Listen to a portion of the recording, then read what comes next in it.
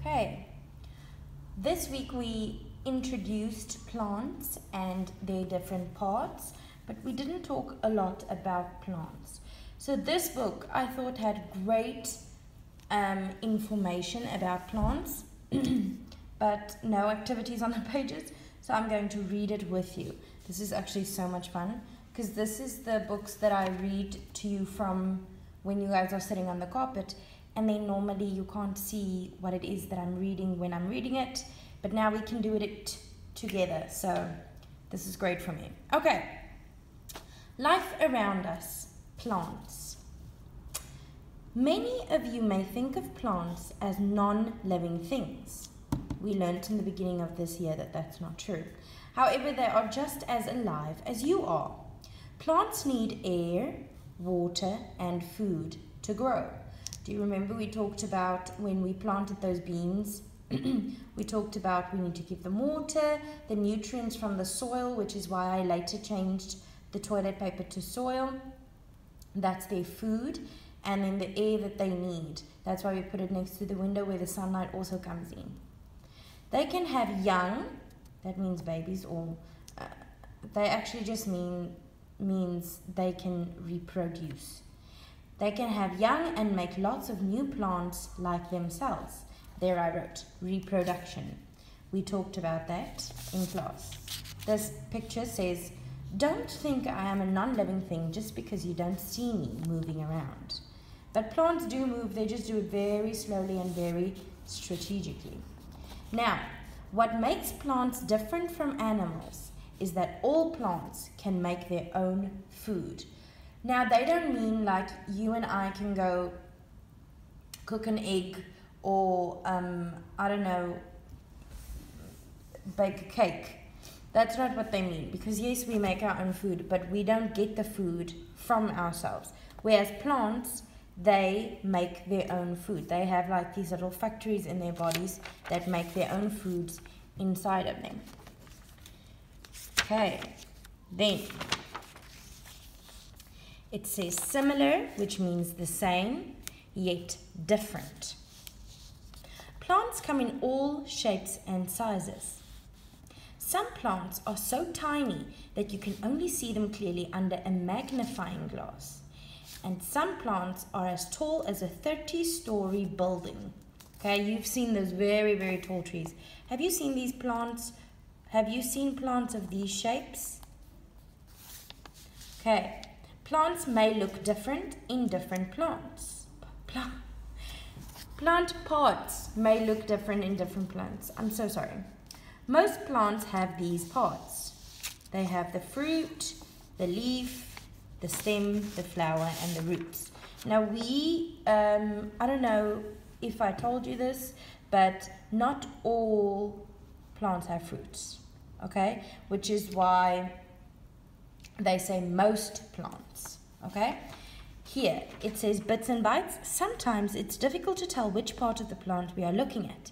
The bougainvillea plant has some leaves which look like petals of flowers, and the potato plant has a stem that looks like a fruit. So that's just an interesting fact. Okay. However, plant parts may look different in different plants. She's asking, are these leaves? He's saying, what parts are these? Okay. Roots. Roots are usually found under the ground. However, the roots of some plants are found above the ground. And here they show you some examples. These roots are sticking out of the mud. You can see it. These roots are hanging in the air. This actually looks really cool. I can just imagine a monkey swinging from there. Cute. Okay. Then we come to the stem. The stem holds the plant upright. The stem is the part of a plant that supports the branches and leaves. It is usually found above the ground.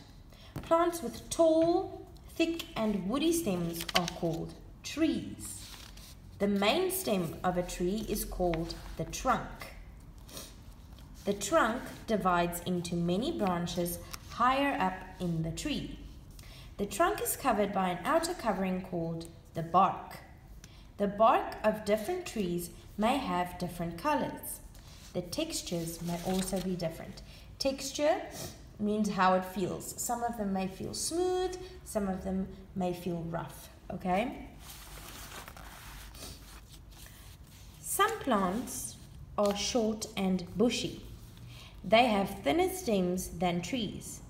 These plants are called shrubs. Shrubs are almost like bushes, if you want to put it that way. Shrubs may have brown and woody stems or green ones. Then they show you some examples.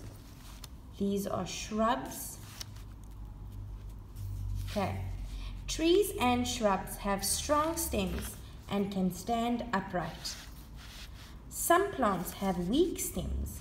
They cannot stand upright. They use other plants, walls, and fences for support, or they just creep on the ground. And here are some examples. I think this is called a vine, and it's growing. Do you see that this one is growing on the other tree? This is growing on the fence because the stem is too weak to keep the plant upright, so it uses other things for support. Now we come to the leaves.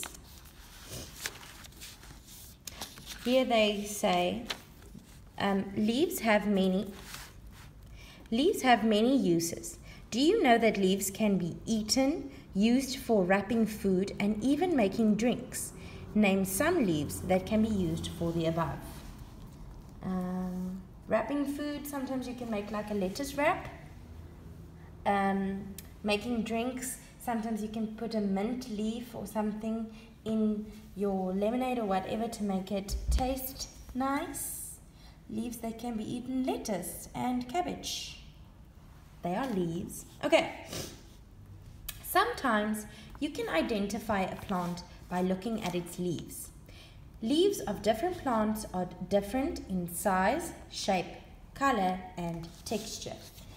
And then they say here are the leaves of some plants. I'm not going to read all of this for you, but just so that you can see. Some leaves are tinier, some are bigger. They spread out. Some have little rifts at the side. This is a water lily. Some of them are big so that they can float on water, okay? So all of them look different based on where they are found. Flowers. Flowers are usually the most beautiful part of a plant. They are admired for their shapes and colors. Many flowers are brightly colored. Here are some brightly colored flowers. Then they say, the flowers of the sea hibiscus tree change their colors as the day passes. They are yellow in the morning but turn reddish brown by the late afternoon. That is really cool. Sea hibiscus tree. That's really cool. Okay. However, there are some flowers which have dull colors. For example, those of some grasses. So do you see these? You would have seen these around. They aren't really made very colorful. Okay. Next page. Some flowers have nice smells and others have unpleasant smells. But like with anything else in nature, there's a reason for everything. If something smells nice, there's a reason for it. If it smells unpleasant, there's a reason for it. These are some flowers with nice smells, like a jasmine or a rose. And then the rafflesia gives off the smell of rotten meat. Ew. That's probably to keep animals or bugs away from it. No, not bugs. Not bugs. Okay. Some flowers grow singly. That means they come out one at a time when they bud, like the hibiscus and the water lily. And some flowers grow in clusters, like the ixora or the frangipani. Never heard of those. Okay. Fruits. Now, before I start with this part, this is going to be an introduction. This is kind of the start of what we will be doing next week. Next week we are talking about plants as food, what type of food we get from different types of plants. So when I read this part about fruits, I want you to please keep your ears open. Fruits. A fruit fruit is the part of a plant that has developed from a flower. Fruits are of different sizes, shapes, and colors. Some fruits are edible, that is, they can be eaten. Others are inedible, okay, which means they cannot be eaten. Now you have to say which of these are fruits. That's what they are asking you, but they all are. Is corn a fruit? Corn is not a fruit. Okay, when you cut open a fruit, you will usually see seeds. Seeds are important because they help the plant to reproduce. Now, I hope that you guys remember with the reproduction part where we were talking about it's either animals that move the seed, eat the seeds and then excrete the seeds at another place and then they start to grow, or it's the wind that blows the seed into a different place and then it starts to germinate there, or water that transports the seed from one place to another. We talked about different ways of seeds traveling, and that's the way that plants reproduce. Fruits with many seeds, okay, and fruits with several seeds, that means they have more than one, but it's not many like this. And then fruits with one seed, okay, the big pips in the middle. They say, have you ever seen a tree with huge, round and heavy fruits that look like cannonballs? That is the cannonball tree. It can be found at the Singapore Botanic Gardens. I'll show you that picture. I don't, wait, focus.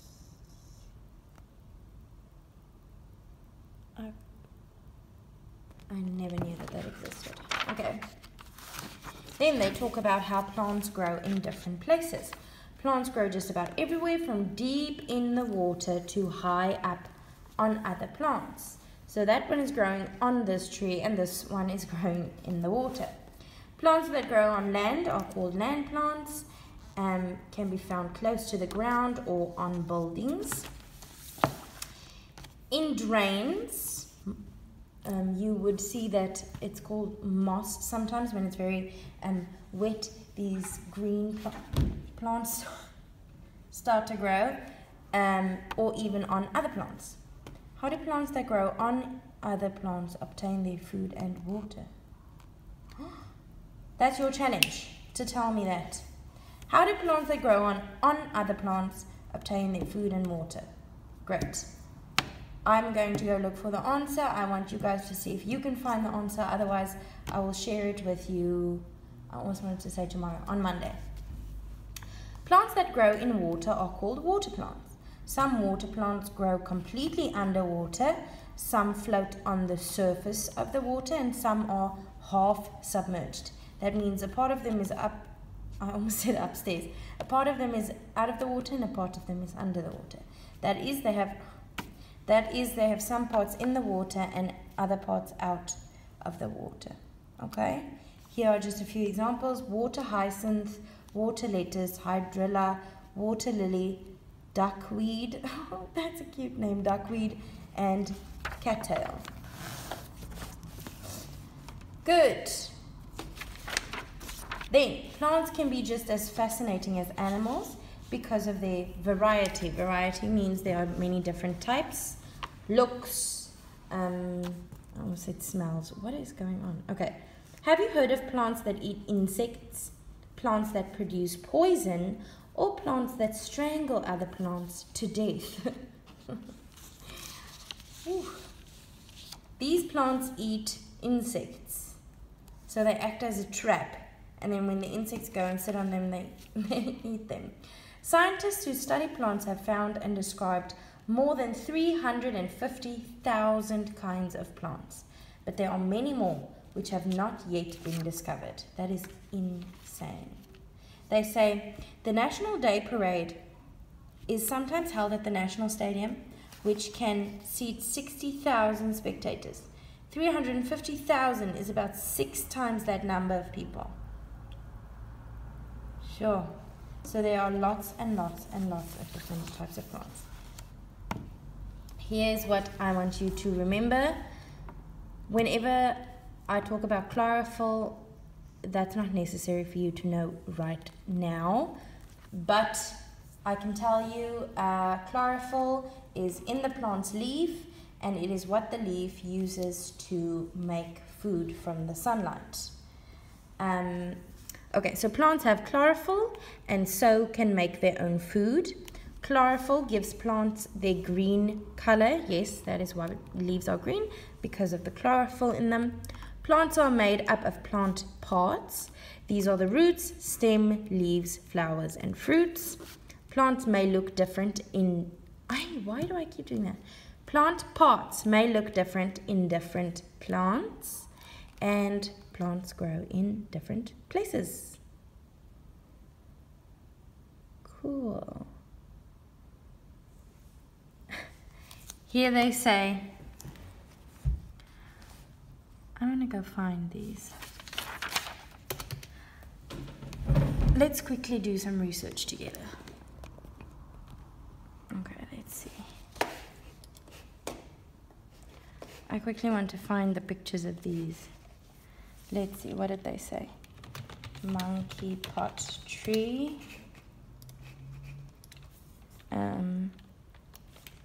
Cannonball tree. African sausage tree. What? Then jade vine and kapok tree. What is that? Okay, let's have a look. I'm going to move you guys closer. Don't. Okay, so this is the monkey pot tree. Oh, cute. It has like a little... That's the fruit. The fruit has like...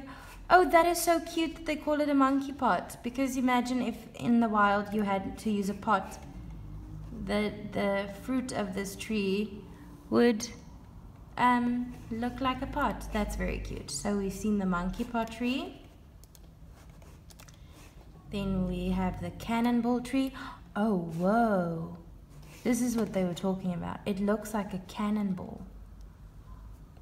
That is insane. Wow. Okay. Then the African sausage tree. This one is very... Oh my word. That is so cool. It looks like sausages that are hanging from the tree. Wow. Okay, then we're gonna have a look at the jade vine. Oh, that is beautiful. Wow. That is so cool. It's like a blue. That is beautiful. And then the last one, the kapok tree. Not so sure what makes this one. Oh, that's the roots. The roots are showing outside of the, not the floor, the ground. That's really cool. Do you see the roots? sorry. Do you see how the roots are growing outside? That is also really cool. Okay, we've seen some interesting plants and now we know more. I hope you enjoyed this video, and please go find out for me, what was it that you had to find out? How do plants that grow on other plants get their food and water? Do they steal it from the plant that they are growing on, or do they get their own?